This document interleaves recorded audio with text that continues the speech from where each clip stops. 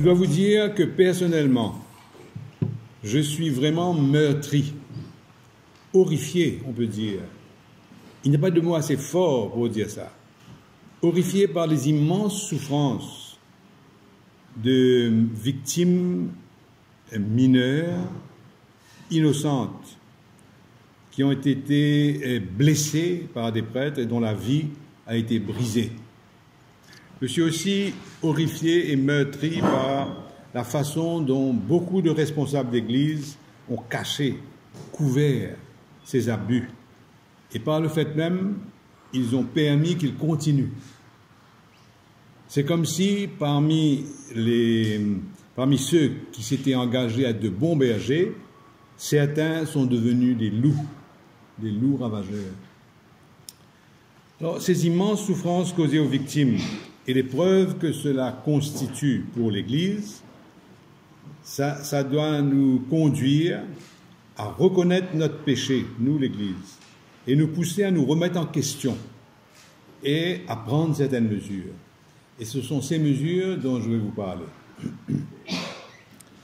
La première mesure, je crois, que nous devons prendre, c'est de libérer la parole, de reconnaître que ça existe, que la question des abus sexuels dans l'Église, ce n'est plus un sujet tabou. En clair, ça veut dire développer une attitude d'accueil, d'écoute et de compréhension qui permettent aux victimes de s'exprimer, de dire leurs souffrances et de recevoir l'aide, le soutien dont elles ont besoin.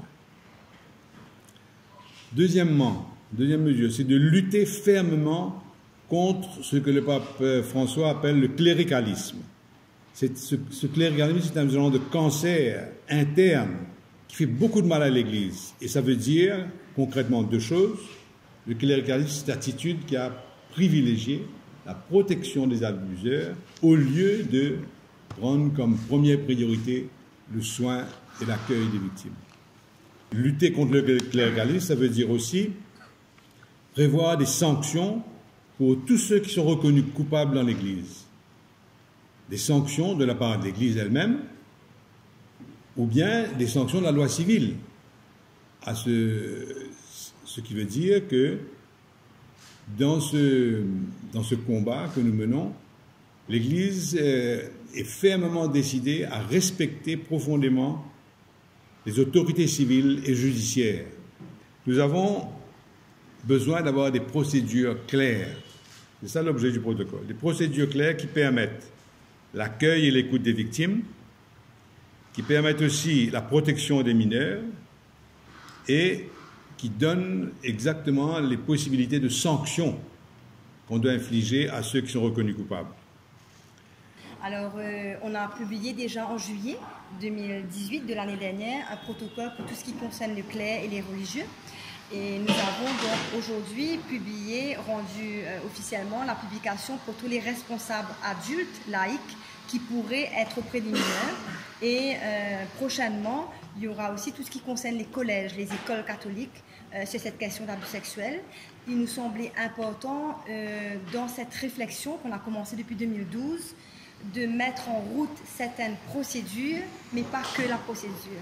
Mettre en route une certaine manière d'être avec, de pouvoir ouvrir cette question et ouvrir la parole autour de ces questions d'abus sexuels qui souvent est tabou, souvent reste sous silence, souvent étouffé. Donc il était important pour nous, non seulement avec le protocole d'avoir des procédures et un code d'éthique clair, mais aussi de travailler tout le côté sensibilisation, tout le côté formation et accompagnement des victimes et de leurs proches. Donc ce sont là les points saillants de ce protocole. Dénoncer la loi du silence, donc ouvrir la parole aux victimes. Voilà. Dire déjà que l'Église, aujourd'hui, peut entendre cette question, elle est soucieuse de cette question et elle peut être avec les victimes et les écouter dans ce qu'elles ont vécu. On sait que l'abus sexuel est un trauma, donc comment faire-nous pour ouvrir cette question et ouvrir la parole autour de cette question? C'est très important.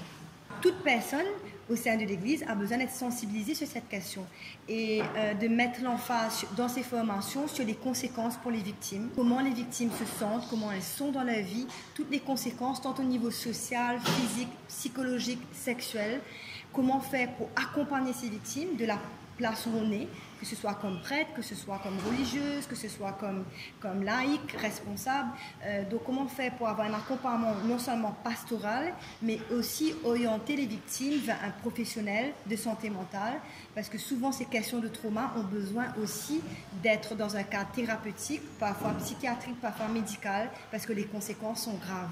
Vous annoncez un atelier de formation en juin prochain avec un expert étranger catholique sur la question. Exactement. Donc en juin 2019, le diocèse de Port-Louis a invité Stéphane Joulin, qui est un psychothérapeute, docteur en counseling, qui a beaucoup travaillé cette question. Il a dernièrement été un expert au Vatican le 21 février, quand ils se sont réunis pour élaborer 21 points qui sont sortis dernièrement. Donc il était un expert, donc il va venir, il a beaucoup travaillé en Afrique, donc il va venir nous aider et nous sensibiliser sur cette question d'abus sexuels en nous aidant à réfléchir autour de la question du pardon par exemple. Est-ce qu'on pardonne? Qui on pardonne? Comment on pardonne? La question de la guérison, est-ce qu'on parle de guérison d'un pédophile ou de soins par exemple, par rapport à un pédophile. Donc, il va venir nous aider à réfléchir à ces questions qui souvent sont des choses qui reviennent. On entend parfois certains discours. Donc, lui, en tant qu'expert, va venir nous aider vraiment à approfondir ces questions qui sont complexes, souvent un peu délicates aussi.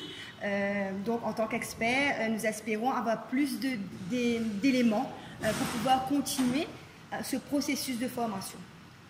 Un troisième protocole est en préparation pour les écoles, pour tout ce qui concerne les écoles catholiques, primaires et secondaires, dans le même objectif, c'est comment protéger les enfants et comment faire que les enfants, là où ils sont, se sentent en sécurité. Alors déjà, il y a un lieu où ces présumés pédophiles, enfin accusés d'abus sexuels, pourraient être entendus, pourraient être accompagnés effectivement.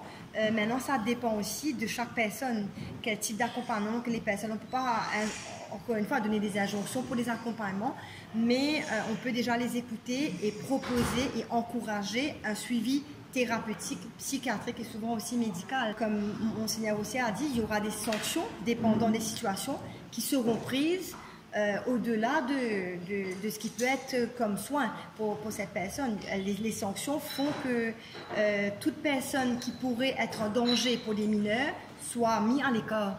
Ça, c'est aussi notre préoccupation en attendant qu'il y ait, s'il y a un cas civil, en attendant qu'il y ait un jugement, etc.